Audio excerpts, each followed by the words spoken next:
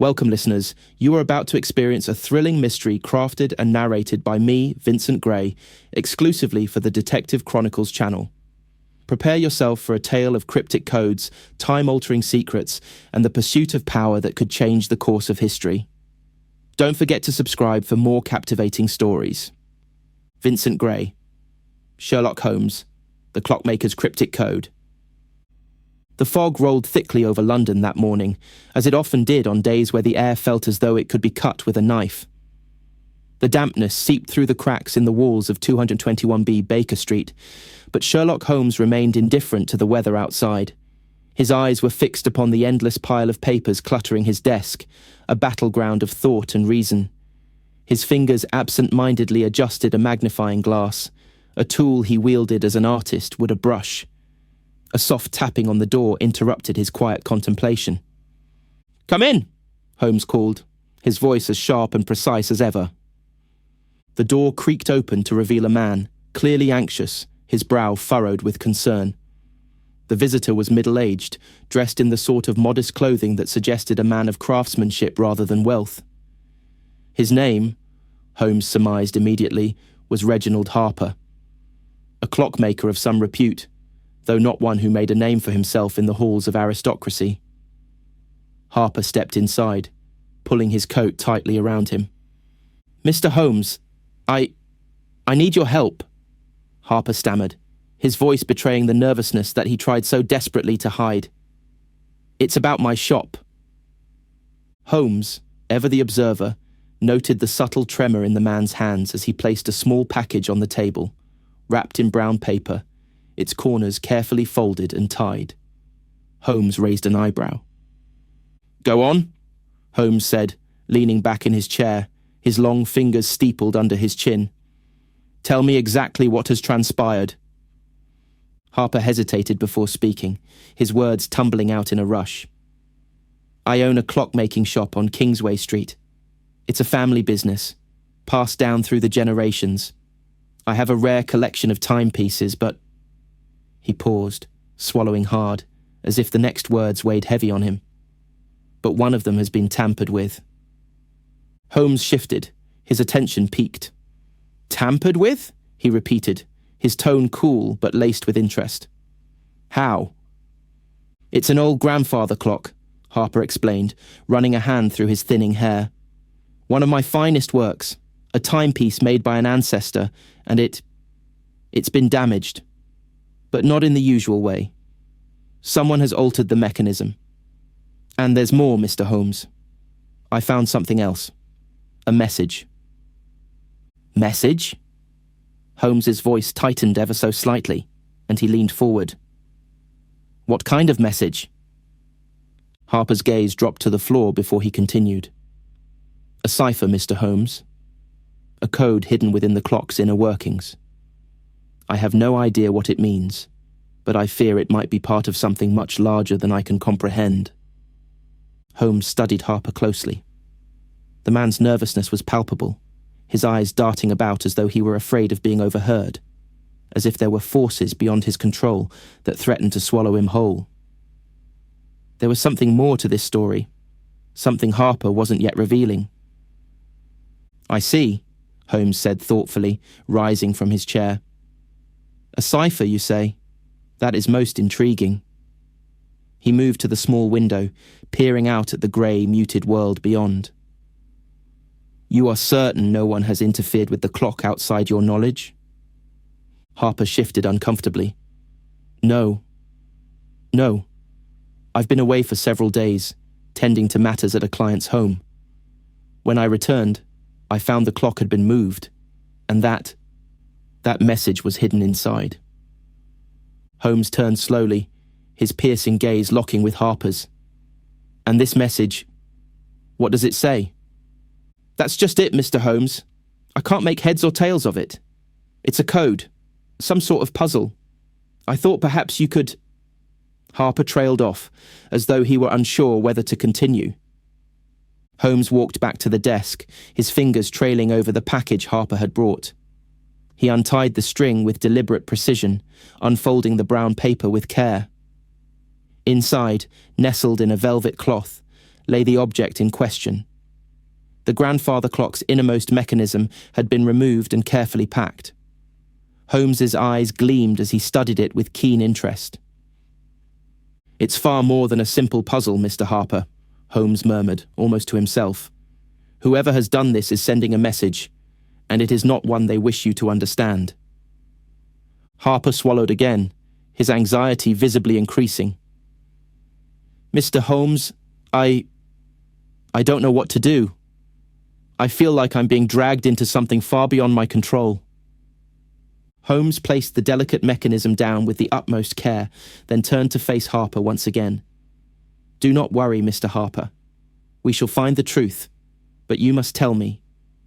Is there anyone who might have a vested interest in your timepieces, or perhaps in this particular clock?" Harper's eyes flickered for a moment, then he nodded slowly. "There is a man, Mr. Holmes, a rival clockmaker. His name is Martin Wren. He's been trying to purchase certain pieces from my collection for months now, but I've refused to sell. He doesn't take kindly to rejection." Holmes raised an eyebrow. "I see. And would you say Mr. Wren is capable of such underhanded tactics?" Harper hesitated, his hands wringing in his lap. I don't know. He's passionate about his work, but sometimes, Mr. Holmes, he's not someone you'd want to cross." Holmes smiled thinly, his mind already piecing together the implications. "Very well, Mr. Harper. I will begin my investigation immediately.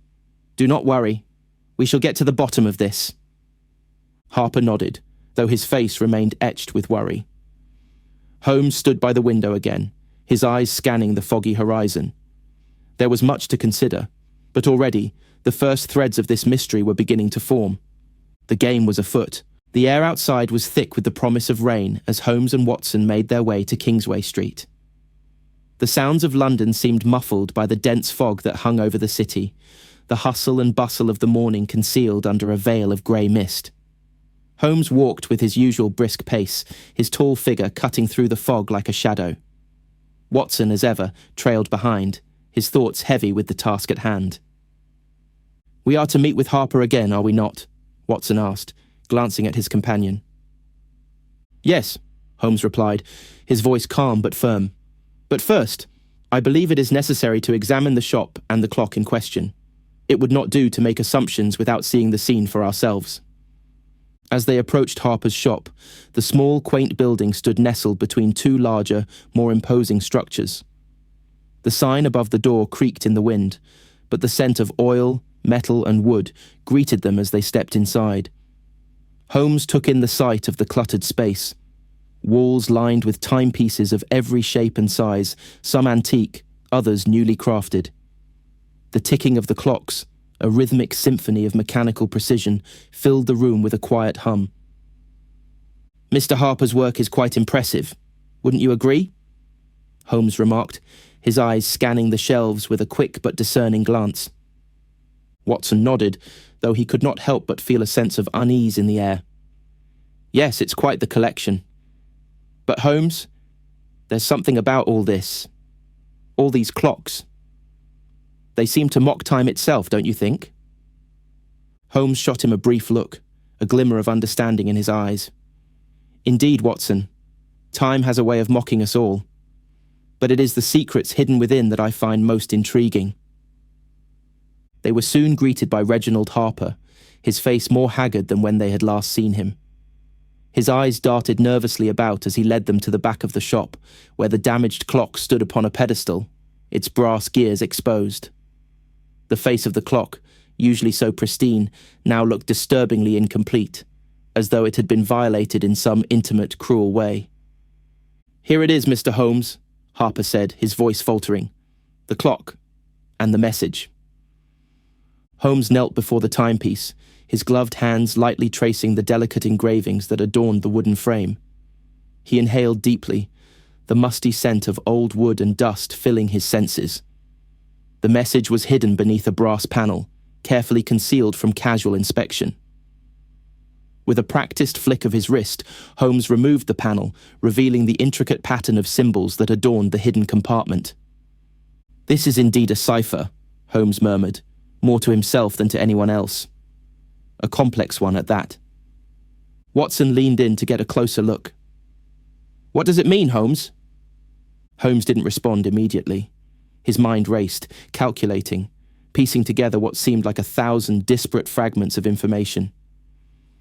"It's a variant of the Caesar cipher," he said finally, his voice calm and precise, "but altered, subtle. Whoever constructed this message was no ordinary mind. The symbols are a form of code, but their arrangement is unconventional." Harper shifted nervously. "You can decode it, can't you?" Holmes gave him a reassuring smile, though there was little warmth in it. "I can, but it will take time. Time, Mr. Harper, is something we do not have in abundance." Watson could feel the tension in the room tighten. Harper's unease was palpable, and it was clear to both men that there was something Harper was not saying. Holmes, as always, seemed to sense it before anyone else. "Mr. Harper," Holmes said, turning his piercing gaze upon him, "you've given us the details of the clock, but there is something more. Something you are withholding. I suggest you tell me everything you know." Harper opened his mouth as though to speak, but his voice caught in his throat. For a moment, there was a long silence, broken only by the persistent ticking of the surrounding clocks. Finally, he sighed deeply and looked down at his hands. "I've told you all I can," Harper said quietly. "But there is something else. Something I've kept from you. It's about the clock itself. It's not just a family heirloom. It was given to me under very unusual circumstances." Holmes's eyes narrowed slightly.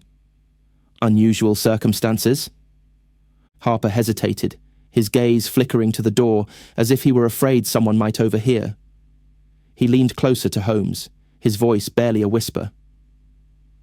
"Years ago, when I was still an apprentice, I was approached by a man. A stranger, really. He offered me the clock, saying it had been passed down through generations of his family. He told me it had the power to unlock something far more valuable than gold. I never fully understood what he meant, but I should have known better than to accept it." Holmes leaned in slightly, his mind already moving in different directions. "You believe this clock may have something more to it than simply a timepiece?" Harper nodded slowly. "Yes. I think someone believes that this clock holds the key to something that could change everything." A chill swept through the room, and Holmes could feel the gravity of Harper's words settling over him like a heavy blanket. "You should have told me this sooner, Mr. Harper. But I suspect you were afraid of what the clock might represent, and what it might cost you." The clockmaker's face darkened. "I didn't want to believe it, but now I see I was a fool." Holmes stood, stepping back from the clock. He studied it once more, his eyes calculating, his mind whirring with possibilities. Then he turned to Watson. "We will need to find this man, Watson, the one who gave Harper the clock, and we will need to speak with the rival clockmaker, Martin Wren. Harper's instincts, though clouded by fear, are correct. There is something larger at play here." Watson nodded, though his brow furrowed with concern. "You suspect Wren, Holmes?" "Not yet," Holmes replied, "but we are quickly running out of options." The clock continued its relentless ticking, the sound growing louder in the room as Holmes's mind worked at an ever-quickening pace. Something more was hidden here, something that threatened to unravel the very fabric of this mystery. And in Holmes's experience, the deeper one dug, the more dangerous it became. The days that followed were marked by an ever-increasing sense of unease. Holmes and Watson continued to pursue their leads, their steps becoming more measured, more deliberate with each passing hour. London's fog had not relented, and the streets seemed to swallow them whole, leaving the pair feeling as if they were moving through a dreamscape, shrouded in mystery. The clocks ticked on, relentless and indifferent, as if mocking the urgency of their task. Holmes, in his usual manner, had thrown himself into the investigation with precision. The cipher from the clock had proven to be more intricate than expected. Each evening, as the sun sank below the horizon, Holmes would sit by the fire, his brow furrowed, his mind working at a fevered pace to decipher the message. Watson, though his loyalty never wavered, could not help but feel the weight of the case pressing down on his friend. There was something about it, something that felt dangerous, like a slow-burning fuse that would inevitably lead to an explosion. One particularly foggy afternoon, Holmes and Watson found themselves standing outside the office of Martin Wren.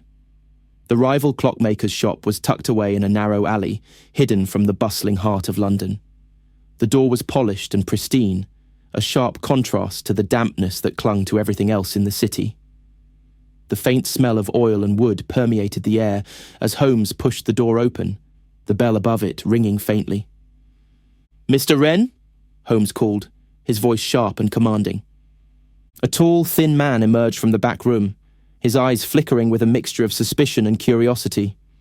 Wren was dressed impeccably, as expected of a man who prided himself on his craft.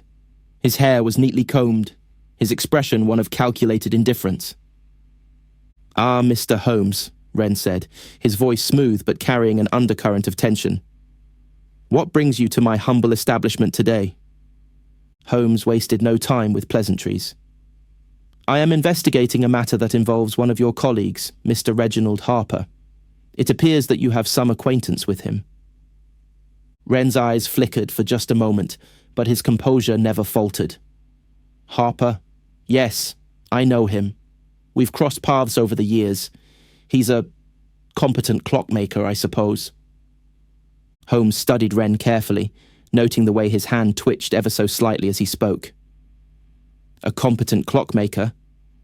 Mr. Harper has made it clear that you've had more than a passing interest in his work." Wren's lips curled into a thin smile. "Ah, I see. You've heard the rumours. Yes, I've made a few offers to buy some of his more rare pieces, but Harper has always been reluctant to part with them. It's his prerogative, of course." "And yet," Holmes pressed, "you've been seen near his shop in the days leading up to the incident with the clock." Wren stiffened. "I was merely admiring his collection, Mr. Holmes. There's no need for such suspicion. I have no ill intentions toward him, despite our differences." Holmes remained silent for a moment, his eyes narrowing as he weighed the man before him. Wren was too smooth, too practiced in his deflection. Holmes could see through it. There was something Wren wasn't saying, something that lay just beneath the surface. "What do you know of a cipher, Mr. Wren?" Holmes asked, his voice low and deliberate. Wren's eyes widened just the slightest bit, but he recovered quickly. "A cipher? I know nothing of such things. Perhaps Mr. Harper is delusional. The man has always been a bit obsessed with his clocks, don't you think? Perhaps it's gotten to him, if you'll forgive my saying so." Holmes's gaze remained fixed on Wren's face, watching for any flicker of truth in the words. The silence stretched between them, thick and uncomfortable. "Mr. Wren," Holmes finally said, his voice cool and unwavering, "I do not believe you. You know more than you're letting on. You've been involved in this somehow, though I am still uncertain as to how." Watson, standing slightly behind Holmes, shifted uneasily. He could feel the tension mounting in the room, the oppressive atmosphere tightening around them both. "That's preposterous," Wren said, his voice rising slightly. "You have no evidence to suggest such a thing." Holmes remained unfazed. "Evidence is often a matter of perception, Mr. Wren, and it is not always as apparent as one might hope. But rest assured, I will find it." With that, Holmes turned and made for the door, but not before giving Wren one final lingering look. The rival clockmaker stood there, his arms crossed, watching them leave with a mask of composed indifference. But Holmes knew that mask was a thin veil. Beneath it, something stirred, something dangerous. As they stepped back into the fog, Watson looked over at Holmes. "Do you think he's involved, Holmes?" "I think he knows something, Watson," Holmes replied, his voice quiet but filled with certainty. "But whether he's directly involved, that remains to be seen. The clock, the cipher, they are all connected, and the answers we seek may be closer than we realize." They walked in silence for a time, the only sound the rhythmic tap of Holmes's cane on the cobblestones. The investigation, it seemed, had only just begun. Yet the deeper they delved, the more labyrinthine the mystery became. Harper, Wren, the cipher, and the elusive clock, they were all pieces of a much larger puzzle, one that threatened to consume them both. And as the fog rolled in, thick and suffocating, Holmes couldn't shake the feeling that they were being watched. A feeling he knew that was never wrong. The days following their visit to Martin Wren's shop were marked by a heavy silence. Holmes and Watson continued to follow leads, but each one seemed to lead only to more questions, never answers. The fog persisted, clinging to the streets of London like an oppressive shroud, and the incessant ticking of clocks in Harper's shop echoed in Holmes's mind with an eerie persistence. There was something about the case that gnawed at him, something elusive, just out of reach. It was as though the mystery itself were a puzzle whose pieces refused to fit. It was late one evening, as the gas lamps outside flickered dimly in the twilight, when Holmes finally turned to Watson, his face illuminated by the firelight in their sitting room. "I've found something," he said, his voice calm but laced with excitement. "Something that may hold the key to unraveling this entire case." Watson, who had been reading through a stack of papers, looked up with interest. "What is it, Holmes?" Holmes leaned forward, his eyes gleaming with the thrill of discovery. "It's a document, an old blueprint of the clock, one that was hidden, buried deep in the archives of the local museum. It seems that Harper was unaware of its existence." Watson raised an eyebrow. "A blueprint? That sounds significant. But what could it reveal?" Holmes stood and paced the room, his mind racing. "Everything, Watson. This clock, this family heirloom, wasn't just a timepiece. It was a vessel for something far more valuable. A secret, carefully guarded for generations." Watson, though intrigued, could not suppress a sense of unease. "A secret? What do you mean by that?" Holmes halted in his tracks, turning sharply to face his companion. "It's not just a clock, Watson. It was built by an enigmatic inventor, Elias Faulkner, whose name has long been lost to history. Faulkner was a man ahead of his time, a genius of sorts, but also a man with many secrets." He strode over to the fireplace, where a small bundle of papers lay beside a glowing coal. Holmes unfolded the blueprint with careful hands, spreading it out on the table for Watson to see. The document was yellowed with age, its edges tattered and worn, but the intricate lines and measurements were still sharp, clear enough to decipher. Watson leaned in, examining the detailed schematics. "Faulkner," Holmes continued, "was not simply a clockmaker. He was obsessed with time, not as a means of measurement, but as a force to be manipulated. His work was rumoured to involve something far beyond simple mechanics. This blueprint," Holmes pointed to the detailed design, "shows that the clock was meant to house something much more. It was part of a larger contraption, something that could unlock a treasure, one that had been hidden for centuries." Watson's eyes widened, and his fingers hovered over the blueprint. "A treasure? But what sort of treasure could possibly warrant such secrecy?" Holmes's face remained impassive, his mind already moving ahead, piecing together the implications of what they had discovered. "That, Watson, is the question. But I believe we are dealing with more than just gold or jewels. Faulkner was obsessed with time itself. His work, though shrouded in mystery, was believed to be capable of manipulating time. This clock, then, was more than just a mechanism. It was a key. And I suspect that the treasure Faulkner left behind is not of this world." The weight of Holmes's words hung in the air, and for a moment, Watson found himself lost in the implications. It seemed absurd, impossible even. And yet, looking at the blueprint, the intricate gears and cogs, the sense of something grander beneath the surface became undeniable. Holmes turned abruptly, his eyes narrowing. "This blueprint, Watson, was not meant for just anyone to see. It was hidden, likely for a reason. Someone has gone to great lengths to ensure that no one discovers Faulkner's secret. and I believe that someone is much closer to us than we realize. At that moment, the door to their apartment creaked open, and a figure stepped inside. Reginald Harper, his face pale and drawn, entered with a look of urgency in his eyes. "Mr. Holmes, Watson, I need your help. Something has happened." Holmes didn't flinch. "We were just discussing the clock, Mr. Harper. What brings you here?" Harper's hands trembled as he spoke. "It's Wren. Martin Wren. He's gone missing." "Missing?" Watson echoed. "What do you mean?" Harper's voice dropped to a whisper. "I found a letter in my shop today. It was addressed to me, but it wasn't from me. It was from Wren. He says he's in danger, that someone is after him. And he says that the clock, the cipher, it's all part of something much larger than either of us ever imagined." Holmes stood up quickly, his demeanor suddenly more intense. "Where is this letter, Mr. Harper?" Harper reached into his coat and pulled out the letter, handing it over to Holmes, whose eyes scanned it quickly.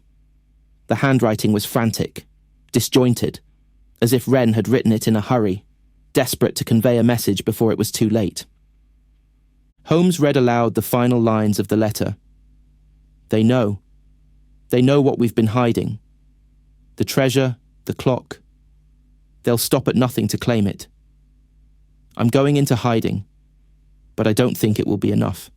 If you value your life, you must destroy the clock, or they will come for you too." Holmes paused, his face unreadable. Watson exchanged a glance with Harper, the weight of the situation settling in. "Destroy the clock?" Watson muttered. "But we're so close, Holmes. We're on the verge of understanding it all." Holmes folded the letter carefully, his expression tense but resolute. "Wren has clearly realized something, Watson. And I suspect that he is not merely running from danger. He is running towards something. Something that we must uncover before it's too late." He turned to Harper, who looked both terrified and helpless. "Mr. Harper, you will come with us. We need to locate Wren before anyone else does." As they left the apartment, the fog outside seemed to thicken, and Holmes could feel the weight of the case pressing down upon him. This was no longer just a matter of solving a cryptic puzzle. They were in the midst of something far more dangerous, something that threatened not only their lives, but the very fabric of time itself. The journey to Wren's hideout was tense, the streets of London cloaked in an almost suffocating fog. The sounds of the city, normally a cacophony of voices, carriages, and street vendors, seemed muted, drowned out by the thick blanket of mist that clung to the cobblestones like a shroud. As Holmes, Watson, and Harper made their way through the twisting alleyways, the feeling of being pursued, watched even, grew stronger with every step. It was as though the very fog itself had conspired to hide their movements from prying eyes. Holmes walked with purpose, his cane clicking against the stones in a steady rhythm. His brow was furrowed in concentration, the weight of the case pressing upon him. The letter from Wren had unsettled him, more than he had let on. There was a genuine fear in the words Wren had left behind, a fear that felt all too real. "Holmes," Watson said quietly, his voice tinged with concern. "Do you truly believe Wren is in danger? Or is this some sort of ruse to mislead us?" Holmes didn't answer immediately, his sharp eyes scanning the shadows as they moved forward. "I believe Wren is in danger, Watson," he said finally, his voice low and thoughtful. "But I also believe he knows something that we don't. Something critical to understanding the true nature of this mystery." Harper, walking beside them, seemed to shrink into himself. His hands were clenched tightly together, and he kept glancing nervously over his shoulder, as if expecting someone, or something, to emerge from the mist. I shouldn't be here," Harper muttered, his voice breaking through the silence. "I don't know what I'm doing. I don't know who's behind this, but I think we're in too deep." Holmes shot him a sharp look. "You've come this far, Mr. Harper. There's no turning back now." As they neared the edge of a narrow street, Holmes stopped suddenly, his posture rigid. He turned to Watson and Harper, his gaze intense. We're close. Stay alert." They moved cautiously, their footsteps muffled in the dense fog. Holmes stopped in front of a weathered door, its wood cracked and worn, barely visible in the greyness. It was an unassuming place, but Holmes knew that appearances often hid the most dangerous secrets. "This is it," Holmes said quietly, his eyes scanning the door for any sign of movement. He reached for the door handle, but before he could turn it, a soft noise, a scrape, almost imperceptible, came from behind them. Holmes's body tensed immediately. "Did you hear that?" Watson whispered. Holmes held up a hand, signalling for silence. His sharp eyes darted to the shadows, where the faint outline of a figure stood, cloaked in the mist. The figure was tall, their features hidden beneath a wide-brimmed hat. They were standing perfectly still, watching. Holmes didn't flinch. "Show yourself," he said, his voice steady and commanding. "There's no use hiding." The figure stepped forward slowly, and as they did, the fog seemed to recede, revealing the person beneath the hood. It was a woman, her face pale and drawn, her eyes sharp with intelligence but clouded with fear. She looked at them for a long moment before speaking. "You're too late," she said softly, her voice barely above a whisper. "He's already gone." "Who are you?" Holmes asked, his voice low and cautious. "And who is gone?" The woman glanced over her shoulder, as if checking for something or someone, and then took a step closer. "My name is Eleanor," she said, her eyes flickering between the three men. "I've been trying to warn Wren, but it's no use now. He's already in their hands." "Who has him?" Watson demanded, his tone growing more urgent. "What's happening here?" Eleanor hesitated before speaking, her gaze darting nervously about. "I know you're looking for the clock," she said, her voice strained. "But you don't understand. It's not just a clock. It's a key to something far more powerful than any of you can imagine. If you don't stop, if you don't turn back now, you will all be drawn into something ancient." Holmes's expression remained impassive, but his mind was already racing. "The clock is not just a timepiece, then. What does it unlock, Eleanor? What is this secret?" Eleanor took a deep breath, her voice trembling. "It's a machine, Mr. Holmes. Not just a clock, but a device designed to manipulate time itself. The person who controls the clock controls everything. And there are people who have been waiting for centuries, for the right moment to claim it. They'll stop at nothing." Holmes's eyes narrowed as the weight of her words sank in. "You're saying there's a group, a faction, who seeks to use this clock, this device?" Eleanor nodded slowly, her face drawn with fear. "Yes, and they've found Wren. They've found him because he knows where the clock is hidden. He's been working with them, but now he's turned against them, and they will stop at nothing to silence him, to silence all of us." Holmes glanced over at Watson, who was visibly tense, his hand instinctively resting on the handle of his pistol. Harper, too, looked shaken, his entire body rigid with fear. "We must find him before they do," Holmes said, his voice cold and deliberate. "The clock, whatever it is, cannot fall into their hands." Eleanor took a step forward, her voice pleading. "Please, you don't understand. You can't just go in there. You're walking into a trap. Wren was never meant to get out. You'll be next." Holmes ignored her warning, his resolve firm. "We have no choice. The Clockmaker is in danger, and so are we. The only way to end this is to uncover the truth." Without another word, Holmes turned and pushed open the door, stepping into the darkened interior. The air inside was thick with dust, the smell of age and decay lingering in the stale atmosphere. The only sound was the echo of their footsteps as they moved deeper into the shadows. The interior of the building was eerily quiet, save for the faint creaking of the floorboards underfoot. As Holmes, Watson, and Harper moved further into the dimly lit space, their senses heightened, straining to detect any signs of movement. The walls were lined with old wooden shelves, filled with jars, books, and strange unmarked objects. There was a musty, stale smell in the air, as if the room hadn't been disturbed in years. Holmes led the way, his sharp eyes scanning every corner, every shadow. Watson followed closely, his hand still resting on his sidearm, the weight of the situation pressing heavily on him. Harper, looking even more out of place in this dark, forgotten space, was at the rear, his hands trembling as he clutched his coat. Holmes stopped suddenly, raising his hand. "Listen." The silence was absolute, save for the faint rustling of something in the distance. Footsteps, slow and deliberate. They weren't alone. Holmes turned to Watson. "Stay close." The three of them crept forward, their footsteps muffled by the thick layers of dust that coated the floor. As they approached the far end of the room, Holmes motioned for them to halt. He gestured toward a heavy iron door at the back of the room, its edges rusted and weathered. The door was ajar, a sliver of light spilling out from within. Holmes raised an eyebrow, his gaze flicking between Watson and Harper. "This is where it leads, I suspect." With a quick motion, Holmes stepped forward and pushed the door open, revealing a narrow, dimly lit staircase leading downward.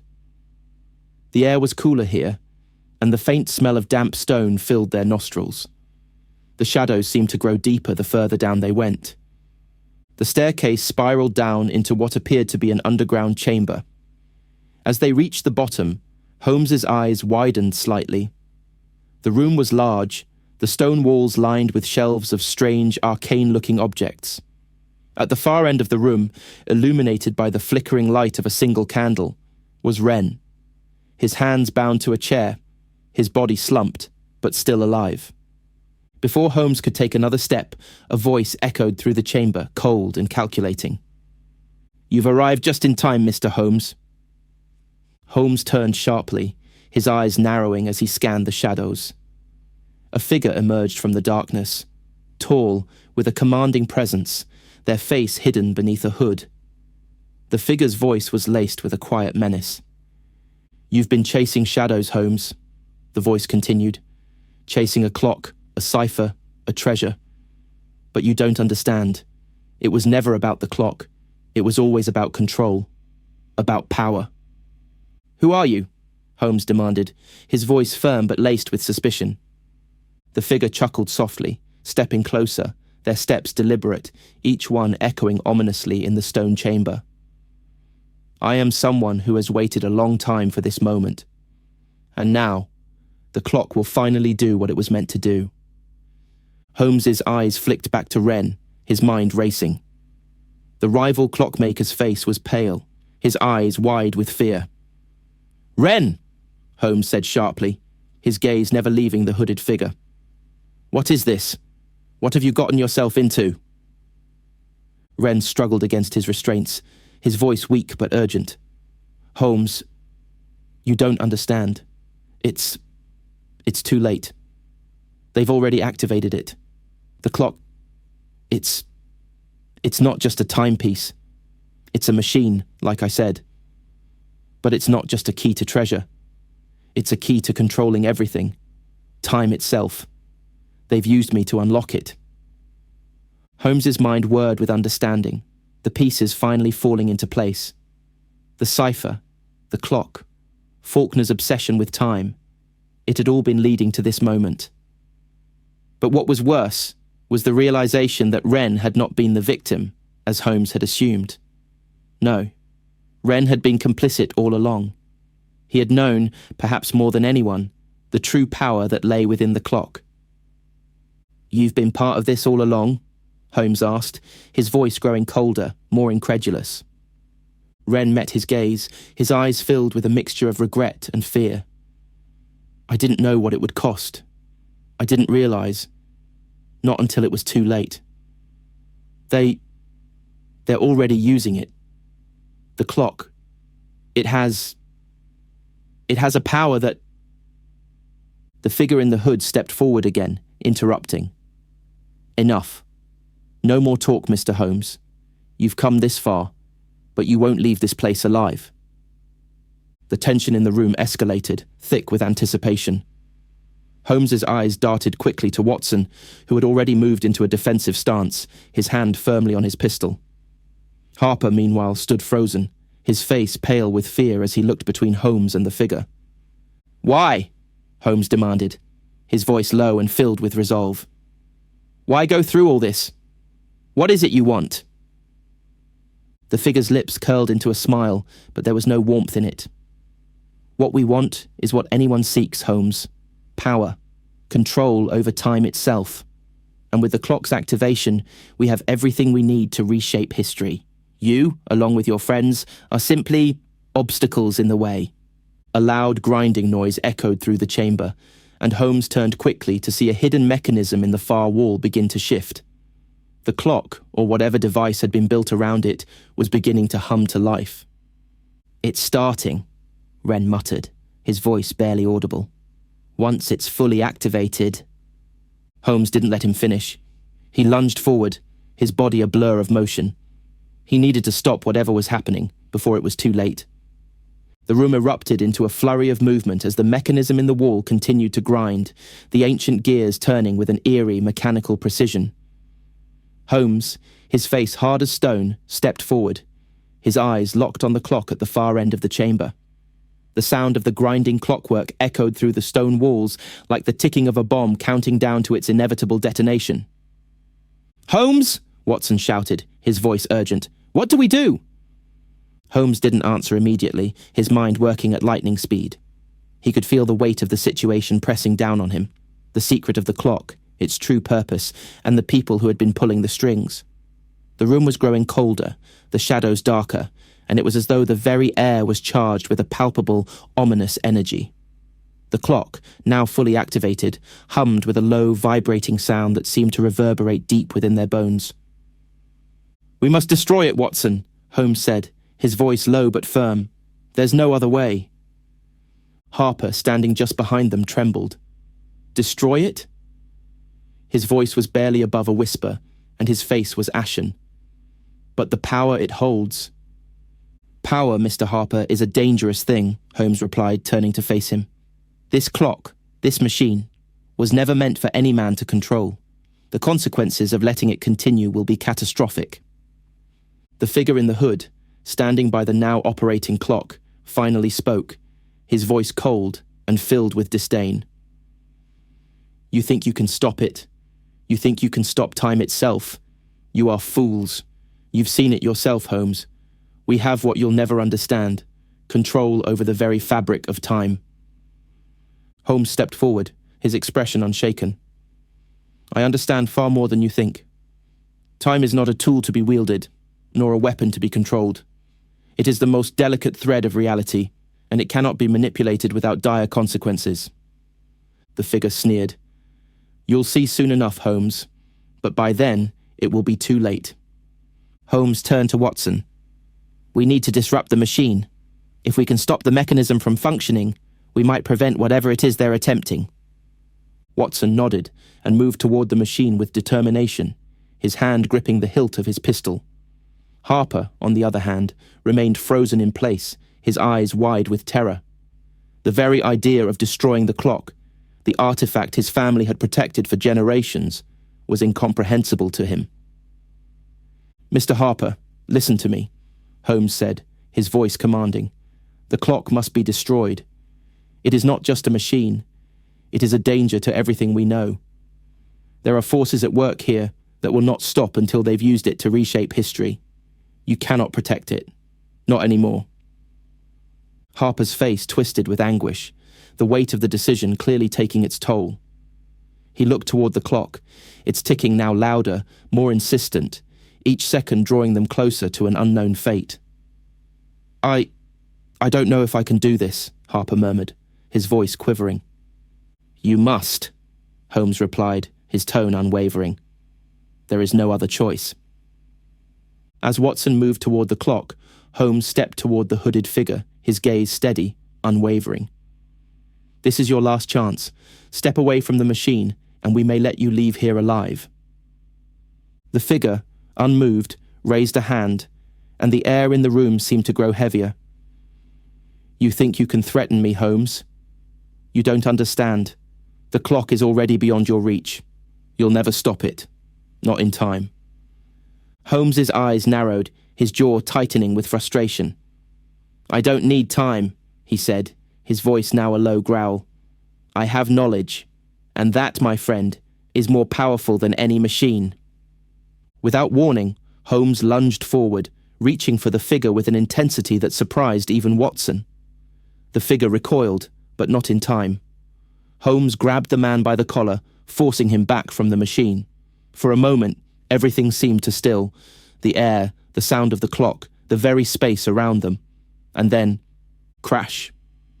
Watson, with a single decisive action, had shot the mechanism, a loud, deafening noise filling the chamber. The force of the shot struck the gears, causing a chain reaction of sparks and smoke. The clock let out a high-pitched whine, as though protesting its own destruction, before it fell silent. The ominous hum that had filled the room ceased, and with it, the unbearable weight that had settled over them all lifted. The hooded figure, knocked back by the force of Holmes's grip, fell to the ground with a sickening thud. For a moment, he lay motionless, but then he stirred, his hand reaching out toward the clock's now lifeless form. No, the figure muttered weakly, his voice hoarse and filled with defeat. It was all for nothing. Holmes stood over him, his expression cold. All for nothing indeed, he said. Now, you will tell me what I need to know. The figure groaned, his face twisted in pain and frustration. You may have stopped the clock, Holmes, but the secret of the treasure, the machine, it is too powerful. There are others, other factions who will come for it. You cannot stop them all. Holmes shook his head. I've stopped you, and that is enough. The figure's eyes flickered with something, perhaps a final spark of defiance, but it quickly faded. He slumped, defeated. You don't understand, Holmes. Power, true power, was always meant to be. Holmes didn't let him finish. He turned his back, moving towards Watson, who was carefully checking the now deactivated clock. Harper stood still, his face pale, his expression a mixture of sorrow and relief. It's done then? Harper asked softly, his voice barely a whisper. Holmes nodded, though his expression remained grim. For now, Mr. Harper, but the forces that sought to control this clock will not vanish so easily. You must leave this place, destroy what remains of it all, and never speak of this again. Harper didn't protest. His eyes were empty, his soul seemingly drained by the knowledge of what had nearly come to pass. Without another word, he turned and left the chamber, disappearing into the night. Holmes stood for a moment longer, looking at the destroyed machine, his mind already turning over the events that had transpired. The mystery, it seemed, had come to an end, but only for now. Holmes, Watson said softly, his voice filled with both concern and admiration. What happens next? Holmes sighed deeply, his gaze distant. The clock may be destroyed, Watson, but the pursuit of power, of time itself, is never truly over, and there will always be those who seek it. As the fog outside began to lift, Holmes walked toward the exit, his thoughts already moving forward. The game was never truly over. It was merely a new beginning.